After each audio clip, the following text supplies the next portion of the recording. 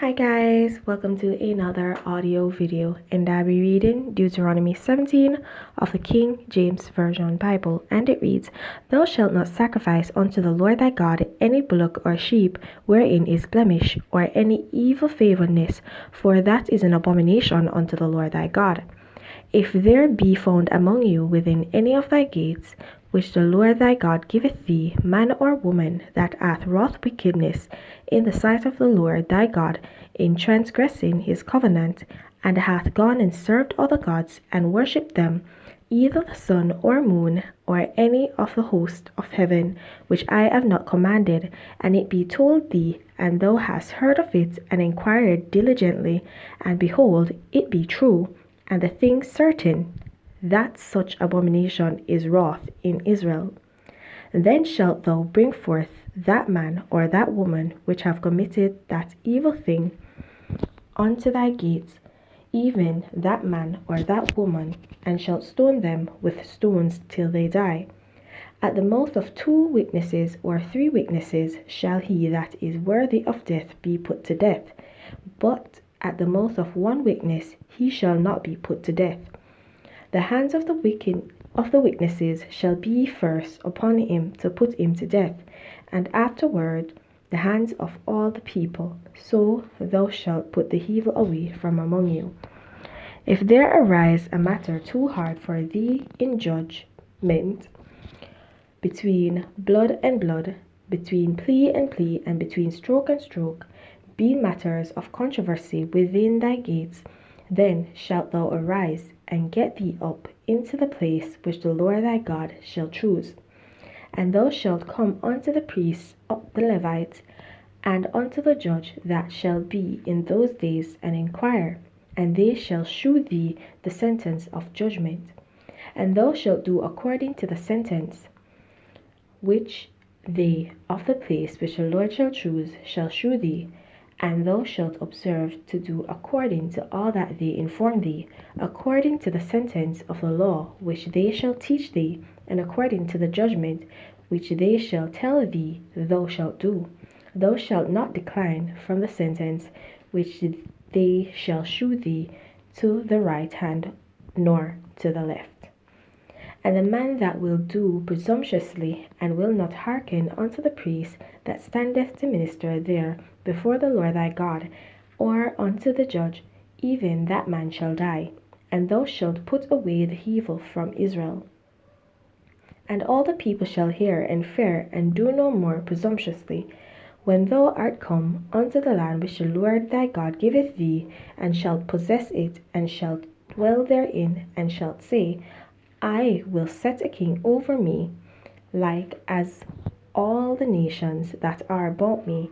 Thou shalt in any wise set him king over thee, whom the Lord thy God shall choose. One from among thy brethren shalt thou set king over thee.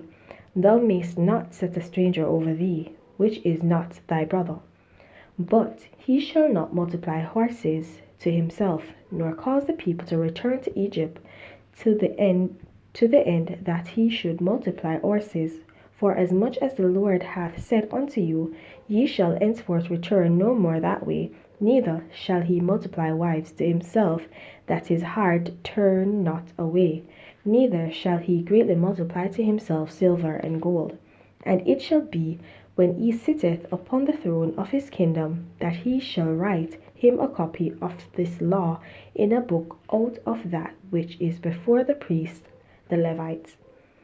And it shall be with him, and he shall read therein all the days of his life, that he may learn to fear the Lord his God, to keep all the words of this law and these statutes to do them, that his heart be not lifted up above his brethren, and that he turn not aside from the commandment to the right hand or to the left, to the end that he may prolong his days in his kingdom, he and his children in the midst of Israel.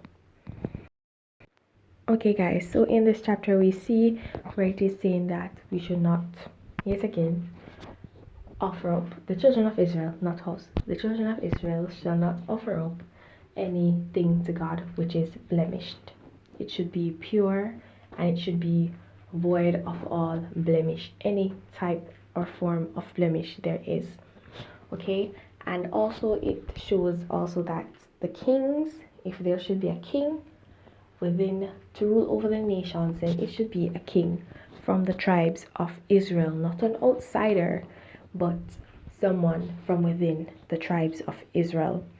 Okay, and also it goes to warn also the children of Israel that the priests, the Levites, right, God's people who he actually puts to serve the tabernacle of a congregation, then they should actually listen to whatever the Levites, the priests, tell them to do in judgment if they shall have any case that has come up that cannot be handled. Okay, it should be handed over to the priest.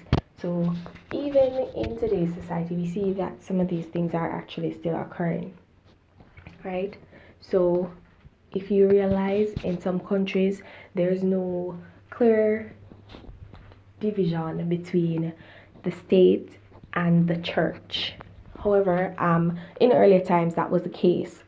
In contemporary society, we see where there is a division between the state, the country, and the church itself. And what happens is that from earlier times, as we'll soon see, the kings are appointed by God, and that's how God had intended it to be, where he would choose the king to rule over the people, because he chose someone with a just heart. Like it says here, he wants that person to have a book. Whoever is assimilated to the position of king, he wants them to have a book where they write all the laws so that they'll remember the laws that were laid down by God and follow them, to have them written not only in a book but also in their hearts so that they will not turn away from God. And we see today in contemporary society where, because that is not the case, right? We see where a lot of politicians, lead governmental heads are actually doing as they see fit, and they are very presumptuous in their actions, and they are very selfish in some of their actions, and they try to pass it off as somewhat blasé and pass it off as something that, okay, we're doing it for the good of the people, but they're actually just selfish by nature, and that's all they're trying to do to accomplish their own selfish goals and desires. And we see that happen time and time again. And in Jamaica, it's not just PNP or GLP, it's all politicians. I've yet to see a politician that stands on their word and does not seek only for personal gain, but for the upliftment of the people of the nation. And I believe that if God was the one that would choose or lead us, then the world would be so much better, right? We'd be so much better for that. And that's just my opinion, okay? And that's what I get from this chapter here, that God wants to lead his people, and he wants to choose whom should lead, should assimilate to a position of power, that they can actually lead his people in a righteous way, right? Guys, please don't forget to like, subscribe, and hit that notification so you're alerted whenever a new audio video is posted. And guys, please remember to share your comments down below and your revelations as well, okay? And any thoughts you may have. Have yourselves a blessed day. Bye.